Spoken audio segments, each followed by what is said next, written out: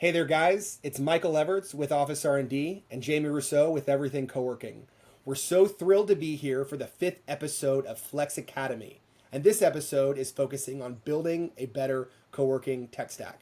This is something I'm very personally excited about, something that I love to talk about. And so, with that, let's jump right into it. Jamie, take us away. Sure. Okay, Michael, I can't wait to get into kind of the nitty gritty, which you're going to cover. I just wanted to start with sort of like a macro idea, which is your co-working tech stack mindset. I work with a lot of operators and landlords who are looking to start co-working spaces, and it's almost sometimes I feel like they're focused on the wrong thing. They tend to be very overwhelmed by the technology and they kind of want to dive into that first. And I'm like, no, no, no, let's worry, let's worry about what are your profit goals and some of the other things we've talked Yeah. about across our other videos, Let's like get the who are space you built first serving? before you figure out the Yes. software. Yeah, but that's like the sort of mysterious, maybe feels complicated aspect. So the mindset advice that I would give are a few things. So start simple. Mike's going to walk through sort of a sample tech stack. So there are technology choices that you'll need to make when you open your space, but you also can start simple and add on as you go. And you'll make different choices based on whether you have a small space or a larger space or a single space or multiple locations. Your tech stack might change as you evolve from being one location to multiple locations, etc. But make some basic decisions, feel good about those, and then you can add on as you go. And my second tip would be don't overanalyze your options, sort of into infinity. I have people sometimes say, like, I'm just kind of stuck in analysis paralysis around my tech stack. And one of the things I do when I work with folks who are pre-launch is we just go through a worksheet and I will say, okay, I'm going to make some recommendations here. If you want to change any of these things, that's fine. But I almost feel like sometimes it's easier to just tell people, like, here's your tech stack. Here's what we're going to pick. But if you're doing your own research, give yourself maybe some, say, look, I'm going to look at 2 or 3 options for each category, which Mike's going to go through. And I'm going to do demos of the important, like your space management platform. I'm going to do 2 or 3 demos. Don't let yourself consider all of the options, and don't get stuck. You have to pick something you can change. Some of it's harder to change than others after you're open, but you can make changes. So don't totally overanalyze. And you mostly can't go wrong if you're focusing on vendors that have a track record of serving the co-working industry. So jump into a Facebook group, the Everything Co-working. We have a Facebook group that talks about tech. I think there's a co-working software Facebook group. Get some advice from other operators who are running similar spaces to yours. That's pretty important because it will matter on some of the categories what choices you make. Get some recommendations. We also actually, I'll put a link in the notes. We do a tech and tools guide almost once a year that kind of runs through what all of the options are for each category. So keep it simple, consider a couple of options in each category, and just make some decisions and don't get stuck. Okay, Mike, I'm going to turn it over to you to kind of dive into what the categories of the tech stack are and some examples in each one. Yes. All right. Well, then let's jump into it. And I will say, we'll get to it further at the very end, but all of these different tools that we're talking about are parts of the whole that will manage your space. And many times these are run or managed in the back end by the quarterback, which is the co-working software management platform, which we'll get to at the end. But these are all tools that you will slot into that co-working management platform. And it's really important in many cases that they integrate or talk to each other so that instead of jumping in between 15 different tools, you're able to kind of have a central command center or mothership that manages those all. But right now, we're going to look at some of the individual arms or important parts of this tech stack and talk a little bit about what your options are and kind of how they fit within the larger whole. So the very first one that people don't always associate with a co-working tech stack is your marketing website. This is the digital face of your brand on the internet, and it's the way that you will probably acquire the most leads. Many times your website will route directly into your co-working software to allow members to sign up for new memberships, to allow them to book rooms or send inquiries. And like I said, most of the time that's connected directly into your co-working platform. Some options that I see people use most often are WordPress. It's a little bit more technical than Squarespace or Wix, but in many cases, WordPress is going to give you more functionality and allow you to do things that you might be a little bit limited by on Squarespace and Wix. That's not to say you can't build beautiful websites on Squarespace or Wix. I've seen all of the above, but when you work with WordPress, you'll probably have to work with someone to do hosting. It might be a little bit more difficult to set up. This is one of the places where I will say, and we could do a whole podcast, a whole episode on this. It doesn't hurt to work with some sort of marketing agency here. They can really get you set up with the right tools and on the right track and help make your vision a reality. But this is really foundational to your business, as your website is how you're going to drive, in my opinion, the most leads. People that are searching your space on Google, clicking on it, and booking tours through there. So it's really, really important that you have an important website foundation, ideally one that you can edit easily. You know, if you add a new product or a new feature or rolling out some new promotional plan, you want a website that you can update quickly. Jamie, anything I missed there? Or do you think in terms of the website that covers it? No, I love it. The only thing I would say is sometimes I recommend you could start simple here until you feel like you've really like nailed like who you are. You know, you learn a little bit once you open, and then you could start with Wix, for example, which you could do Yep. yourself. And then move to WordPress. And to your point, though, the website is really, really critical, and it represents your brand and your, customer experience. So you don't. It's okay to start sort of with a lighter version, but make sure you're budgeting and planning to do an update after you open. Yep. Yeah, I mean, arguably, it's probably the most important tool you have. Sure, all this other stuff is really nice to help automate it, but if you don't have leads coming in the door in the first place, the other stuff doesn't matter as much. So making sure that you have a really good website foundation to promote your brand and space with plenty of beautiful pictures is really, really important just to get started and to get opened. So yes, like I said, we could do a whole episode on just the website, but this is a core part of your co-working tech stack. Moving on, we'll jump into a tour booking app. So continuing on the trend of the website, once people find your website, they'll obviously want to come see your space. And there's a couple market leaders that we see a lot of websites using, and many times they'll have it embedded directly on a tour booking page on their website. Tour booking apps let people pick times that work for them very easily, and also when your community manager or team is open to give tours.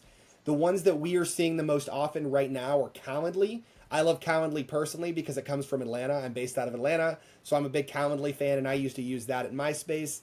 And then another one I'm seeing a lot of places use are HubSpot bookings. It looks very similar to Calendly, but allows you to embed, a link or a page on a website where you can have a specific tour booking form for each location you might have.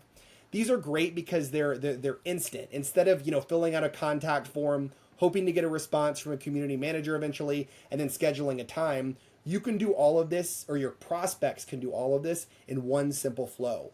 And we're starting to see more and more co-working softwares actually build tour booking forms directly into their software. And that can be added onto your website or used in various ways. But a tour booking app really, really streamlines the lead sign up. And if you want to get more leads quicker, I highly recommend implementing one of these on your website. And it's not expensive. Calendly even offers a free version that you can put on your website. So you don't have to break the bank to set one of these up, but they will help you add more leads to your space. Great. With that, we're going to jump onto the next one, which is a co-working sales CRM. I'm specifically calling it a sales CRM because generally your co-working management software is going to be your operational CRM. The co-working management software is what's going to take care of setting up membership and managing all of those customers kind of on the back end. But on the front end, during the sales cycle, you need something that's going to manage that. Now, we have a couple of them up here. I have HubSpot first because personally, I do see most operators go with HubSpot, and HubSpot integrates into a lot of the co-working software platforms. And HubSpot's the place where they can manage email outbound, manage deal size, and a lot of that information will flow directly into your co-working management platform if they integrate there. HubSpot also has a free tier. So if you're a smaller space, you can get started with that free tier without spending too much money. And if it's a tool that you like, you can go that route. I do see some people try to open spaces without sales CRM. It can be done, but this is really going to help you manage your lead flow. And there's some extra benefits with HubSpot, things like that tour booking form that we mentioned. Another one that we're seeing more and more of is Capsule. I don't see quite as much of this as HubSpot. It's a little more niche, I will say, but it's definitely an additional option. The third one on there I have is Salesforce. I could say a lot about Salesforce, but what I will say is that if you were a small space getting started, I do not recommend Salesforce. Salesforce is a really impressive tool that can do a lot, but for many co-working spaces, when you're just starting out, it's quite frankly too much. So I wouldn't suggest moving to something like Salesforce until you have, 4 or 5 plus locations. You almost need a dedicated person that is a Salesforce expert to manage it. But I do know some spaces that use it, so I had to throw it up there as well. And then my final point, co-working softwares. Again, co-working softwares can do light sales CRM management, but they're not dedicated to that. So you can make it work without a sales CRM, but I highly recommend considering one if you want to have good deal flow, lead flow, in that regards. Jamie, I saw you nodding your head and shaking your head to some of those. Is there anything you want to add to that overview of the sales CRM? No, I would throw in Pipedrive. I have a lot of folks who Yep, use I've heard that as Pipedrive, well. and it integrates with OfficeRND. We have a lot of OfficeRND folks who use Pipedrive. And no, I was just nodding because of some of the comments you were making. We could do an entire episode, and maybe we will at some point, on the Yep. importance of setting up your sales funnel, and your CRM is really critical for that. So that's all I'll add. Yep. Yep. Nope, I agree with all of that. Pipedrive also is a good alternative. So the next thing we're going to talk about, and if you can't tell, we're kind of following the lead funnel from the website through the tour booking, through the sales process. And once they are ready to sign, you need to send some sort of contract. Sure, you could print out a contract or a agreement and have them sign it the old-fashioned way, but that adds time, and I really recommend not doing that. I recommend using some sort of proposal or contract management software. The two ones that we see a lot of working through OfficeRND is DocuSign and PandaDoc. There are quite a few of those out there. Jamie, are there any other ones that you see a lot of use from? Those are the two primary ones. Yep. Yeah. And what they allow you to do is build a really beautiful digital, proposal or contract that you can then email to the client and they can sign it digitally without having to sign anything physically. This speeds up the entire sales process. And then if there's any edits or amendments that need to be made, you can do that very quickly and re-sign the contract so that all parties are happy.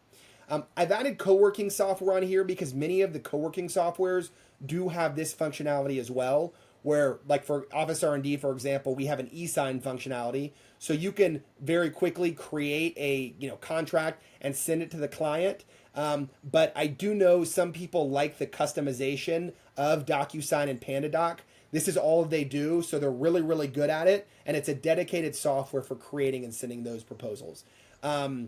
So yeah, within OfficeRND, we support both. So you can essentially save those and upload them OfficeRND.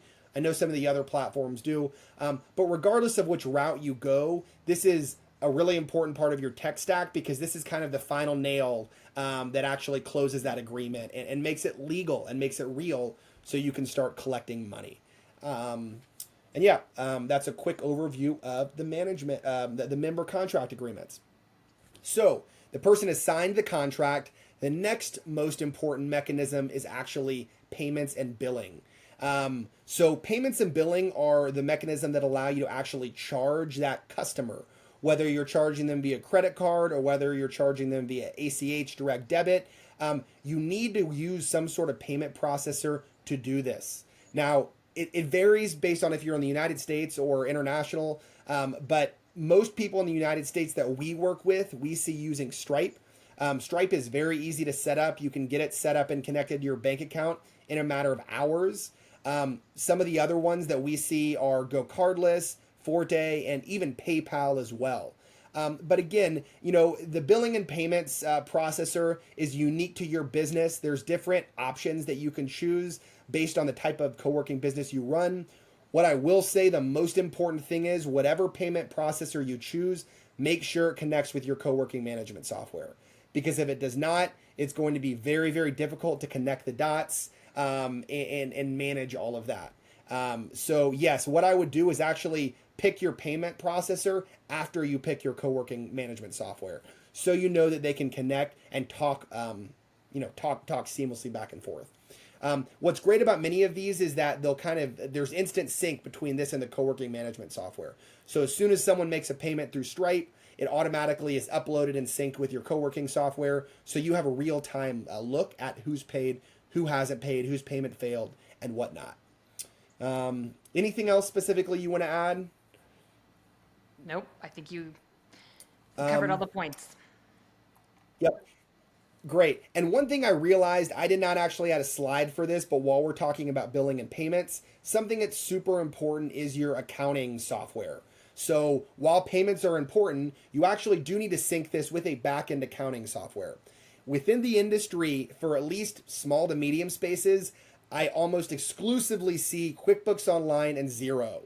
And almost all the co-working management platforms do sync with these. But this will be a really important part of the puzzle for reporting, for tax reasons, for legal implications.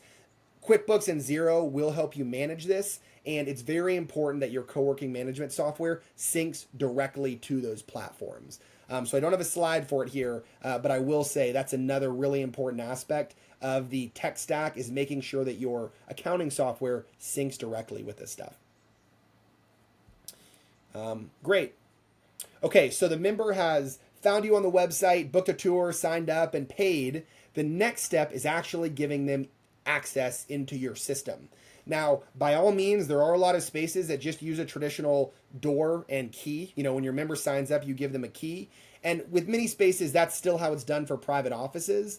But more and more spaces are moving to door access systems that sync directly with their co-working management software to more easily manage access. Within the US and internationally, the ones that we see most often right now are Keezy, Salto, Brevo, and then more recently, I'm seeing more and more spaces use a product called OpenPath. But again, most of these will integrate directly with your co-working software. And why that's really beneficial is as soon as you sign that member up and assign them a membership, they will be automatically granted access and sent digital keys through their phone to use that space. So they can just use their phone to get into your space after hours, check in. And then whenever that member is finished, the membership's terminated, they moved on somewhere else, it will automatically revoke their key. So you do not have to worry about handing out keys and collecting keys. These door access systems will completely automate the member door access management within your space, making your space more secure and saving you and your community managers a lot of time when it comes to managing keys.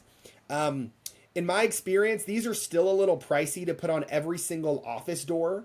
I think we will get to a future where that is a reality, and it's not too expensive to do that. But most spaces that I'm seeing are just using these for more general access into the space after hours. And then if you have a private office, you'll have a physical key. But I do believe within the next 5 to 10 years, maybe even quicker, that all office doors will have these kind of digital keys as well. Anything else that we should add here, Jamie, or do you think that covers it for door access? The only thing I would add quickly, folks tend to get a little bit stuck on this decision too. One way to help move you forward is, maybe get a quote from each of these, but also ask for, how do I find a local installer, and identify a local installer, because not every brand serves every market equally. So it may drive your choice of provider to figure out how are you going to get the system installed. And then, pricing and other fees will come as a secondary decision, but make sure you can get these installed in your market. Usually there's a local installer network. It might be a locksmith, that kind of thing, but that might drive your decision. That's a great point. There is a physical component to door access. It's like some of the other ones we looked at. It's not just software. They have to come and physically install these readers directly at your space. So make sure that they can even do that locally in your space. And yeah, schedule calls with any of these guys, and they will tell you if they do. But yes, there is a physical component to this that you have to take care of many times before you even open. So this is an important thing you probably need to figure out months before you've even opened. Great. We'll move on to the next one, Wi-Fi management. Now, this is a hot topic among many operators. Many operators don't even use a Wi-Fi management software. They just work with a local IT provider and have a shared password that guests can use when they come into the spaces. But there are some players that we see in the market that help manage this. What this allows you to do is do things like manage Wi-Fi traffic, know what members have come in on specific days, even build specific splash screens. So for example, when a member comes to your space, they can only log into the Wi-Fi using your co-working management software login. So there's a lot of interesting things that can be done here. Some of these are just softwares that work on top of your existing co-working Wi-Fi stack. Other ones of these, for example, like ISOFI and Ascensus, they actually come in and will install your entire Wi-Fi tech stack. And there's a cost difference between just the softwares and the hardwares. And it just depends how much you want to do with your Wi-Fi. Again, this is something that we could probably spend an entire episode on. But you need to think about how managed you want your Wi-Fi to be, and whether you want a company to do that, or whether you want, in many cases, operators will work with like a local integrator, the same person who's setting up the Wi-Fi in the building. But it's a business decision you need to make. And yeah, Jamie, I mean, what else should we add on about this? This one is more complicated, in my opinion. It is. It's I more know. IT I was going to say, and we recommend you work with. yeah, Yeah. exactly. Again, this could be another episode. I think it's probably good to leave it sort of high level, but this is one of those topics you'll have to kind of dig into and learn a little bit more about, so that you're smart enough to kind of know what you're looking for when you get those quotes. That's one of the biggest challenges that folks go through, because it's new and there's a lot of lingo and language, and it's technical. But yeah, high level, I think that's great. Yeah, it's definitely the most technical of all the tech stack, the Wi-Fi. But at the same time, Wi-Fi is arguably the most important part of the tech stack. If you don't have good Wi-Fi, your members will leave. Yep. And so, yes, definitely work with if you're working with a local IT team or whatnot. There's a lot of things to go into here, but it's something to think about. And again, look at what your co-working software management integrates with, because that will give you a good idea what your options are. Great.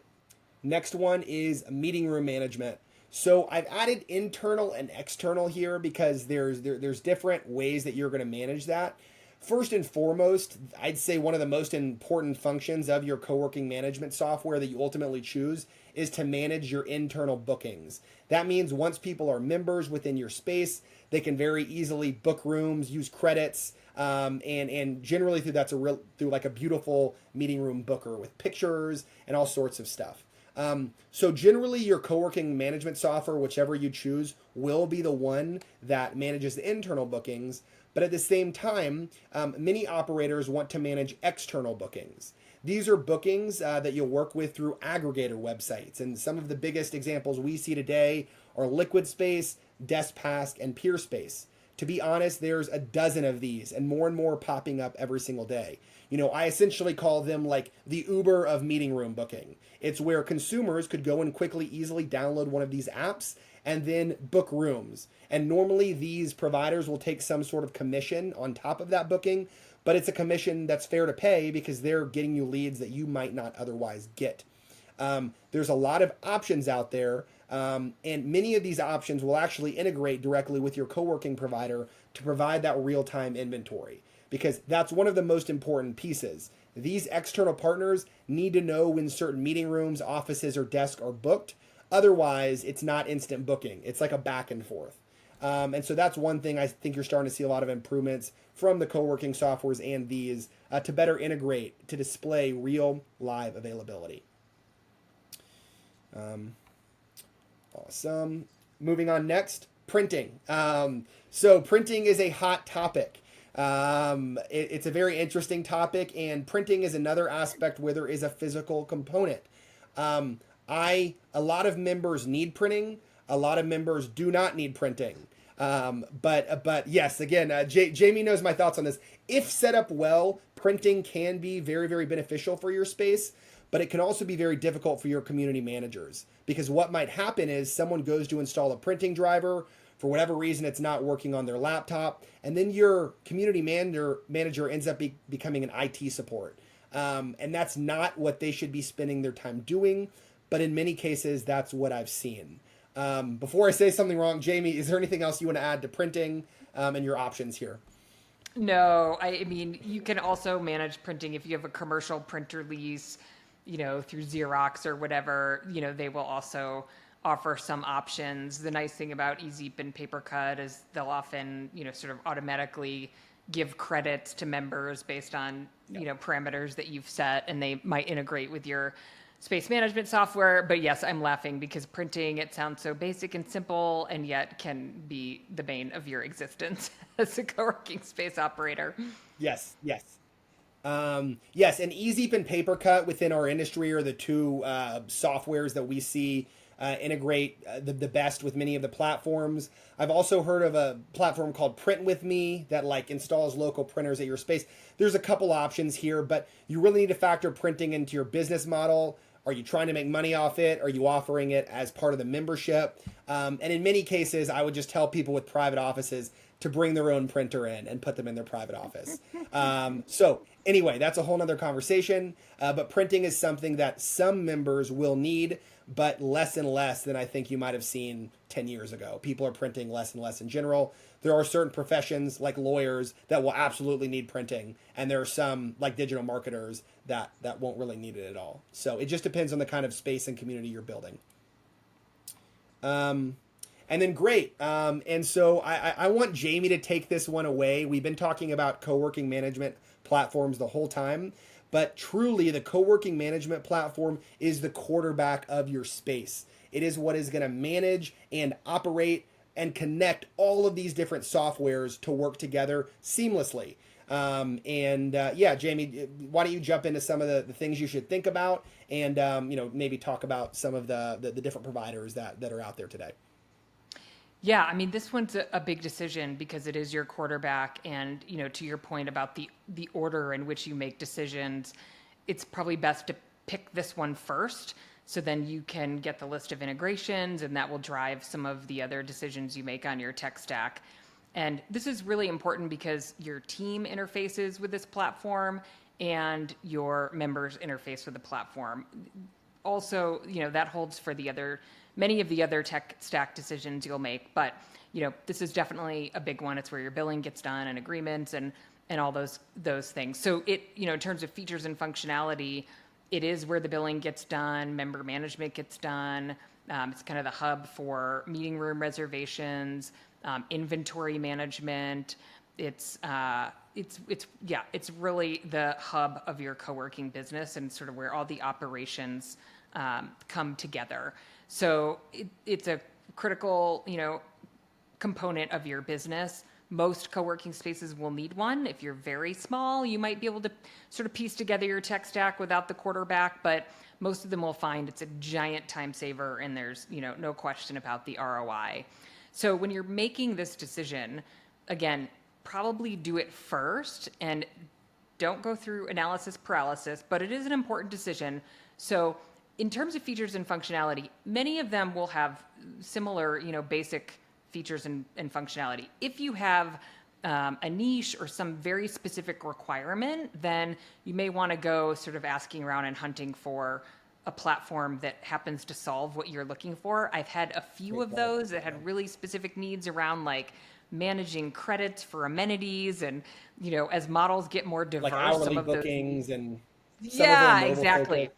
Yeah. Yeah. So, I mean, I would say, a lot of them cover the basics. You may need to, kind of look if you have some specific requirements.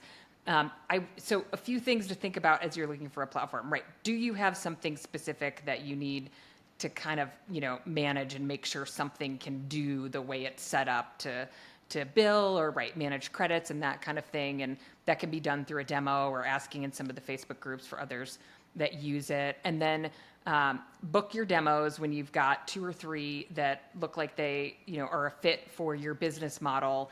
And then you want to think about things like, when you do your demo, how's the team that you interacted with? Did you enjoy them? Because you will spend some time with them as you set up your space management platform. This, the space management platform does a lot of heavy lifting in your business, and you will need to set it up, a couple months before you open, get it configured. You'll have to have all your business decisions made to get it set up. You will invest some time, and it's well worth the investment, but you'll spend some time in the platform with the team. And kind of related to that, what does customer support access look like for the platform, and how easy is it to access? If you're trying to get something set up, can you get a response fairly quickly? Does it take 24 hours? And that may, depend on where the company is based and where they have customer support. Yep. Like, Mike, one of the things I love about OfficeRND, just shameless plug, is you have really accessible customer support. Sure, sometimes they might get busy and there might be a little bit of wait, but you have very accessible support teams. There are other platforms that might work really well depending on your geography, or you might be, kind of off of like the workday schedule, and that can be challenging if you're trying to set something up and you kind of have to wait overnight to get a response. So just, consider that. Yes, no, yeah, and sorry to cut you off here, Jamie, but Yeah, no, I no, jump completely in. agree. One of the things you should ask here is, do you have customer support in my country or in a time Yeah. zone close to me? Yeah. Because many of these teams are a little bit smaller and they might not have that. But whenever you have a customer that's upset with you standing in front of you saying, why does this invoice look like this and whatnot, you need quick, thorough support fast. And so it's something that people don't always think about when they're first buying the software, because they just get excited by feature here, feature there. But you really need to make sure that your team is fully supported once this goes live, and so that you can support your members even better. Because the customer support is for your members generally. You're submitting a ticket because you need help for a member, and the quicker you can resolve that with your members, the happier they're going to be, and the longer they're going to stay members. So yeah, sorry to cut you off, but I just wanted to say, this is overlooked a lot of times, but yeah, look in Facebook groups to get responses and see how other people feel about the customer support, or just ask them directly what that looks like and if they have agents in your country or time zone, because that will make a big difference in terms of responsiveness. Yeah, I love that. Yeah, and we've mentioned this a couple times, but not every platform will integrate with every other tool. So make sure, once you choose one, if you're super set on using Kisi, for example, make sure you shouldn't be probably, but if you are for some reason, like that's it, or the highway, make sure that the platform that you choose, has that integration. I mean, Zapier is a great tool that can solve a lot of integration problems. I'll throw that out there. The other kind of big theme I would add here, and then Michael, fill in anything I've missed, is that space management platforms are simply not that old. When I launched my co-working space in 2012, there were none. I was like a beta, maybe, there were a couple of kind of sort of systems out there, but the industry as a whole is fairly new, and so are the management platforms. And so you want to kind of just like know that, and know that the ones that are, well funded and have great engineering teams and great product teams and are really listening to customers, they're constantly evolving and adding, features and listening to customer requests. No platform is going to look perfect to you in every way, and no platform is going to work exactly how you thought it was based on the demo. That is true pretty much across the board. It's technology. It will be frustrating in some way. So I always like, I feel like people will pick a platform and have a little bit of like grass is greener. It's like, just no, you probably made a choice for a good reason. Stick with it, work through it. You might have to adjust some of your own standard operating procedures to Business match the processes. platform. Yeah, and that's totally okay. Anyway, we could do a whole episode on choosing the Just on management coworking platform, but management. Man, we have a lot of episodes that we can potentially do, Jamie. I That's know exciting. we might have to um, extend uh, our pilot season.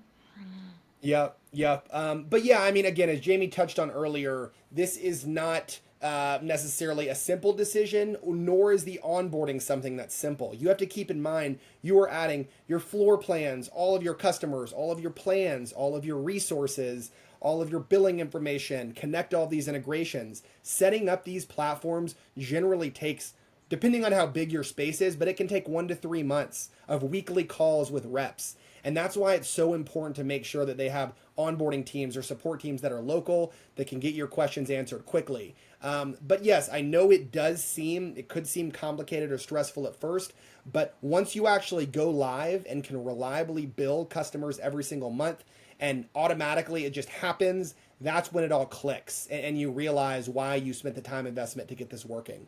Because as Jamie said, you can absolutely start with an Excel document, but it will not scale. Once you start to get to a dozen, 2 dozen, 3 dozen, 4 dozen members, you're going to spend so much time manually billing them, hunting them down, trying to book rooms for them, and using a hodgepodge of different systems to try to make something work. You're going to spend more time in your software than you ultimately will with your members, which is not what you want to be doing. You want to set it up. It's hard at first, but once it's set up, you can kind of set it and forget it. Let it run and just add new members whenever they're ready to go. It's going to automatically bill, automatically let them book, and present that forward-facing member experience that makes your brand really shine. And so, yes, I know it can be daunting to look at these because, as Jamie said, most of them are newer softwares started within the past 5 or 6 years. And that's new for many of these softwares, given how complex a flex business model can be.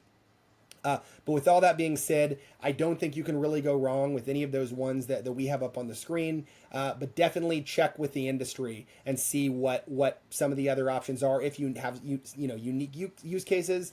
But generally, you can at least get one location opened with these. So yeah, anything else, Jamie, or does that about sum it up, you think, for the co-working tech stack portion in a condensed version? Exactly. I think it's a great high level.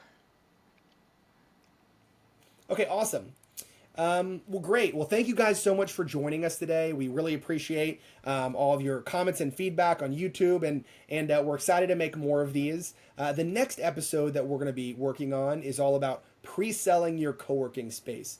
There's some crucial things you can do in the months leading up to launch, and we're going to give you some ideas about what you can do to fill your space up before you even open the doors. Thank you all so much for joining us today. And with that, that's Mike and Jamie signing off. Bye, guys.